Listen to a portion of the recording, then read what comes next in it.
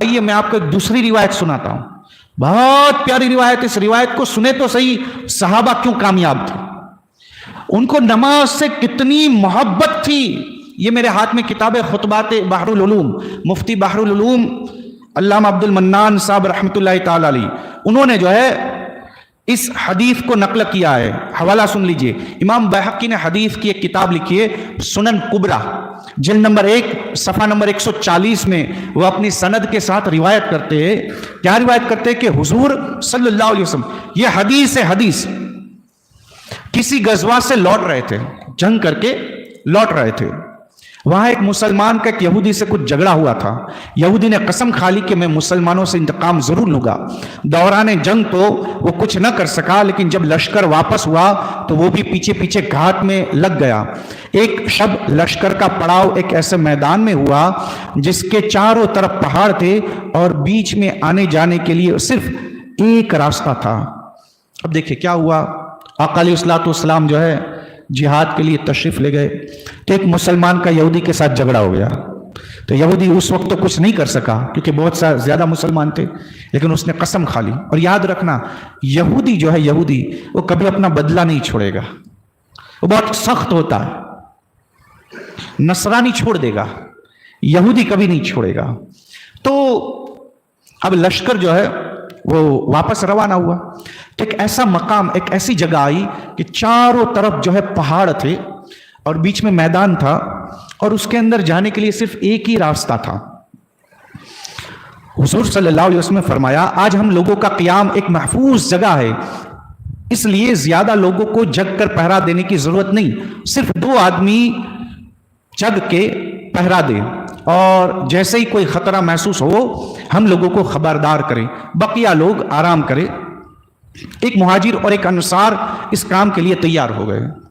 تو چونکہ چاروں طرف پہاڑ تھے تو آقا علیہ الصلوۃ والسلام نے فرمایا کہ زیادہ لوگوں کو جگنے کی ضرورت نہیں ہے، کچھ لوگ جگے اور اگر خطرہ محسوس ہو تو آواز کر دے.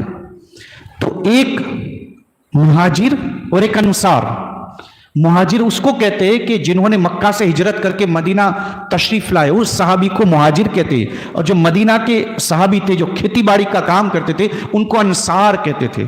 تو ایک مہاجر اور ایک انصار اس کام کے لیے مقرر ہو گئے. اب دیکھو کیا ہوا، سنیے. دونوں بھائی ہے نا، دینی بھائی ہے، آپس میں بات کر رہے اور کتنی پیاری بات کر رہے. دیکھیے آپ، پہرے کی جگہ پہنچ کر یہ دونوں صاحبان آپس میں بات چیت کرنے لگے اور ایک دوسرے سے پوچھتا ہے آپ کو رات کے پہلے پر جگ کر عبادت کرنے کی عادت ہے یا پچھلے حصے میں؟ کیا سوال کرتے ہیں کہ رات کا جو پہلا حصہ ہوتا ہے اس میں آپ جگ کر عبادت کرتے ہیں کہ آخری حصہ جو فجر سے پہلے کا ہوتا ہے؟ آج قوم کی راتیں سرکلوں پر، چائے کی لاریوں پر، پان کے گلوں پر، اوٹلوں پر، چوراہوں پر گزر رہی ہے. صحابہ کی راتیں خدا کی عبادتوں میں گزرتی تھی. پھر کہتے ہیں ہم کامیاب نہیں ہیں، حرکتیں ہو رہی ہے، برکت نہیں ہو رہی. تو نماز کو چھوڑ رہا ہے، اللہ کو ناراض کر رہا ہے اور سب کو راضی کر رہا ہے، کیسے تجھے برکت حاصل ہوگی؟ انصاری نے کہا ہم باغوں میں کام کرتے ہیں، دن بھر کی محنت و مشقت کے بعد رات میں عشاء کے بعد جتنا جگ سکتے ہیں جگتے ہیں، پھر جو سوئے تو فجر ہی خبر لاتے. یعنی ہم جو ہے کھیتی باڑی کا کام کرتے پورا دن تو ہم لوگ تھک جاتے تو عشاء کے بعد جتنی طاقت ہوتی ہے اتنی عبادت کرتے، اس کے بعد سو جاتے اور فجر کے وقت بیدار ہو جاتے اور صبح کی اذان ہی بیدار کرتی ہے. مہاجر نے کہا چلو اچھا ہوا، مجھے پچھلی شب میں اٹھ کر عبادت کرنے کی عادت. تو مہاجر نے کہا کہ چلو اچھا ہے، میں آخری حصہ جو ہوتا ہے اس میں پہلے سو جاتا ہوں اور آخری حصے میں بیدار ہوتا ہوں اور پھر عبادت کرتا ہوں. آپ اپنی عادت کے موافق رات کے نصف ابتدائی حصے تک بہرا دے، میں سوتا ہوں اور آپ جب سونے لگے تو مجھے جگا دے. اس طرح نگرانی بھی ہو جائے گی اور ہم دونوں آرام بھی کر لیں گے. سارا لشکر سو گیا، مہاجر ساتھی بھی آرام کر رہے ہیں. اب یہ انصاری تنہا جگ کر پہرا دے رہے، وہ بھی اس طرح کی نیت بندی ہوئی ہے اور قرآن کی تلاوت جاری ہے. سبحان اللہ، نگرانی بھی ہو رہی ہے اور یاد خدا اسی کو کہتے ہیں. اللہ کی عبادت بھی ہو رہی ہے اور حضور نے کیونکہ پہرا دینے کے لیے مقرر کیا ہے تو وہ کام بھی کر رہے کہ وہ امانت ہے، امانت کے اندر خیانت نہ ہو جائے. اب کیا ہوا؟ یہودی جو اس موقع کی تلاش میں پیچھے لگا ہوا تھا، تاک کر نشانہ لگاتا ہے، پوری قوت سے کمان کھینچتا ہے اور چھوڑ دیتا ہے، سن سناتا ہوا تیر آتا ہے اور آپ کے جسم میں پیوست ہو جاتا ہے۔ اب چونکہ وہ زمانہ لائٹ کا زمانہ نہیں تھا، یہودی دور تھا، لیکن اس نے دیکھا کہ کوئی شخص کھڑا ہے اور رات کو پہرا دینے والا ہی کھڑا ہوتا ہے، تو اس نے نشانہ لگایا اور اپنی جتنی طاقت تھی اس طاقت سے اس نے جو ہے کمان کو کھینچا اور چھوڑ دیا۔ تو اب کیا ہوا؟ تیر جو ہے وہ سنسناتا ہوا وہ انصاری صحابی کے جسم کے اندر پیوست ہو گیا۔ اب کیا ہوا؟ مگر قربان جائیے، ان کی توجہ الی اللہ کے، چیخنا چلانا اور تڑپنا تو بڑی بات ہے، جنبش تک نہیں کرتے۔ یہ ہے صحابی رسول، صحابہ کی شان، ان کی عظمت، ان کا مقام و مرتبہ۔ اب یہاں تک بس نہیں، سنیے اس روایت کو سن کر اپنے آپ کو جھنجھوڑے، میں کیا کر رہا ہوں؟ میں بے نمازی بن کر اپنی زندگی گزار رہا ہوں، الا ماشاءاللہ نیت بندی ہوئی ہے اور تلاوت جاری ہے، خون کا فوارہ جسم سے جاری ہے۔ یہودی نے حیرت سے دیکھا ہوگا، یہ آدمی لوہے کا بنا ہے، میرا نشانہ نہ خطا گیا، یعنی خطا نہیں گیا۔ آخر دوسرا تیر کمان سے نکالا، چلے میں رکھا، کانوں تک پوری طاقت سے کھینچا اور نشانہ پر چھوڑ دیا۔ یہ تیر بھی برق رفتاری سے آتا ہے اور آپ کے جسم میں اتر جاتا ہے۔ پہلا تیر تو لگا ہوا تھا، خون نکل رہا تھا، اب دوسرا تیر بھی لگا، خون کی دوسری دھار بھی بہ نکلتی ہے، مگر اضطراب اور بے قراری تو کیا ظاہر کرتے؟ حسب دستور نیت بندی ہوئی ہے اور تلاوت جاری ہے، قرآن پاک کی تلاوت جاری ہے۔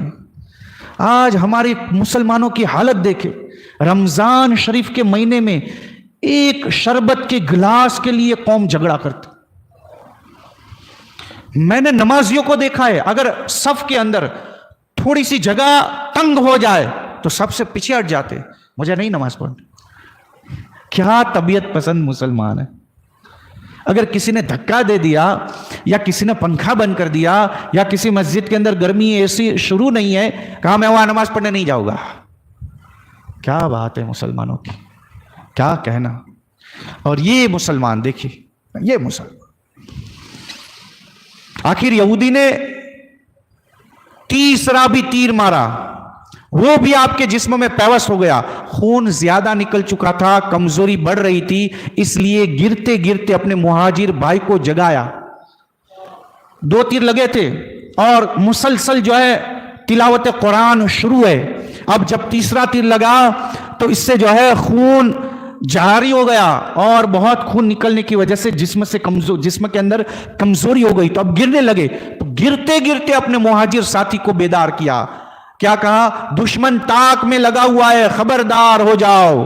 انہوں نے بیدار ہو کر یہ منظر دیکھا، کہنے لگے جان دینے کا ہی ارادہ تھا، پہلے ہی تیر میں جگہ دینا چاہیے تھا۔ یہ جان دینے کا تمہارا طریقہ ہے؟ پہلا تیر لگا تھا تو پہلے ہی تیر میں جگہ دینا تھا، یہ 3 تیر لگے اس کے بعد کیوں جگایا؟ وہ انصاری جواب دیتے، سنیے اور سر دنیے اور سونے کے پانی سے یہ جواب دل کی تختی پر نوٹ کیجئے۔ میرے بھائی، اگر یہ خیال نہ ہوتا کہ حضور نے یہاں نگرانی پر مقرر فرمایا، یہ ڈیوٹی دیے، اگر میں یہ ڈیوٹی نہیں نبھاؤں گا تو امانت میں خیانت ہو جائے گی، اگر یہ ڈیوٹی حضور صلی اللہ علیہ وسلم نے نہ دی ہوئی ہوتی تو چپ رہا تو ان کی نافرمانی لازم آئے گی۔ اگر میں نے آواز نہیں نکالی، آپ کو جگایا نہیں، تو یہ امانت کے اندر خیانت ہو جائے گی۔ ورنہ آج کی نماز اور تلاوت میں جو مزہ آ رہا تھا، اس کا تقاضا تو یہ تھا کہ یا تو میں ختم ہو جاتا یا وہ سورہ ختم کر لیتا جس کی تلاوت کر رہا تھا۔ یہ ہے نماز۔ لوگوں نے نماز کے لیے جان دے دی، ہم نماز کے لیے وقت نہیں دے سکتے۔ یہ قوم کی حالت کیا حالت